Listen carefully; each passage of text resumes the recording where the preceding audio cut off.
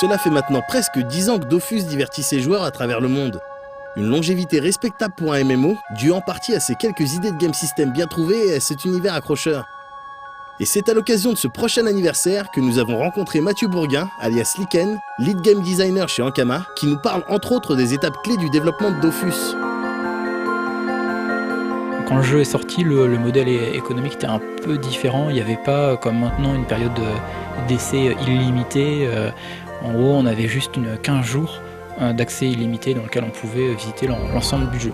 Donc on a modifié ça, je crois environ 1 an après la sortie du jeu.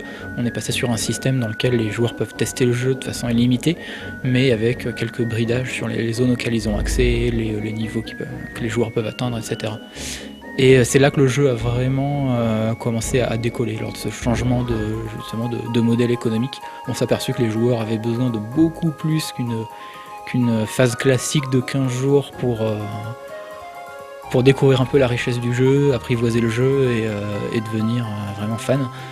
Et donc c'est là que ça a commencé à vraiment exploser. Après, on a eu comme gros moment très fort quelques années après le passage de la 1.29 à la 2.0.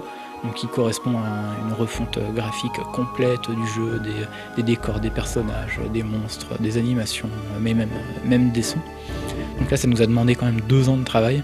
C'était un chantier beaucoup plus long que prévu. Le premier délai au début, le premier objectif, c'est de réussir à faire ça en 6 mois. Je crois que déjà au bout d'1 mois, on s'est rendu compte qu'on n'y arriverait jamais. Donc c'était assez laborieux, ça a été très long de faire accepter un peu ces changements aussi à la communauté qui était vraiment accrochée à l'ancienne version.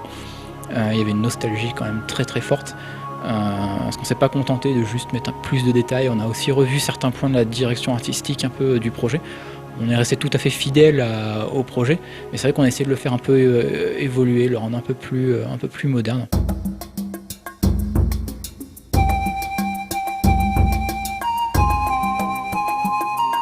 Entretenir un MMO et conserver une communauté active pendant 10 ans est un challenge en soi. On peut alors s'interroger sur la recette des studios d'Ankama.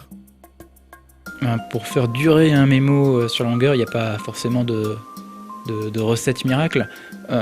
Sur Dofus, on a eu peut-être, je sais pas, la chance d'avoir un jeu au moment de sa sortie, donc en 2004, qui avait un contenu par rapport aux jeux qui sortent maintenant assez limité.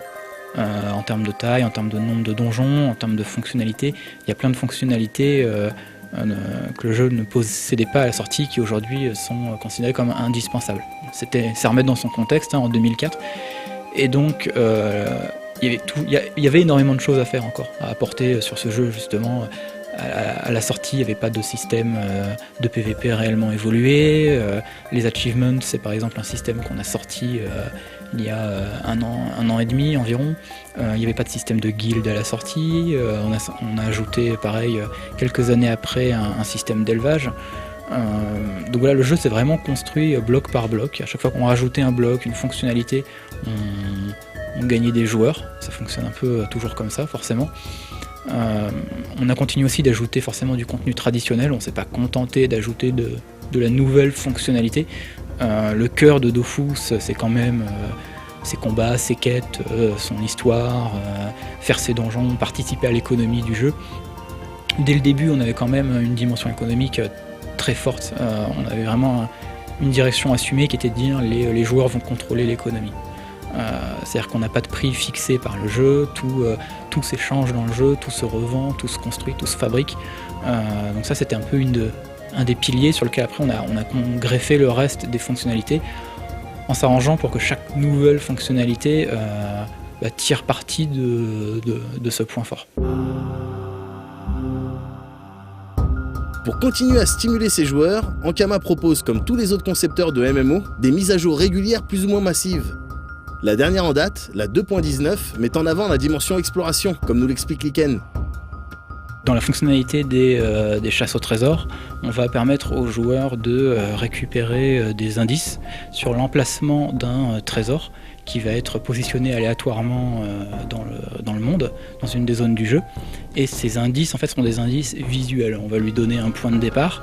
On va lui demander, par exemple, d'avancer vers le nord et de s'arrêter quand le joueur va rencontrer un puits.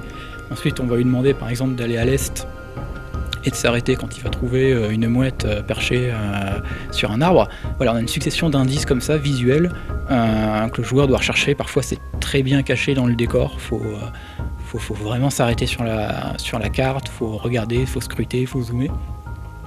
Et une fois que le joueur arrive à la carte de destination, en gros il va pouvoir faire un combat contre un monstre coffre qui va protéger justement la récompense un coffre.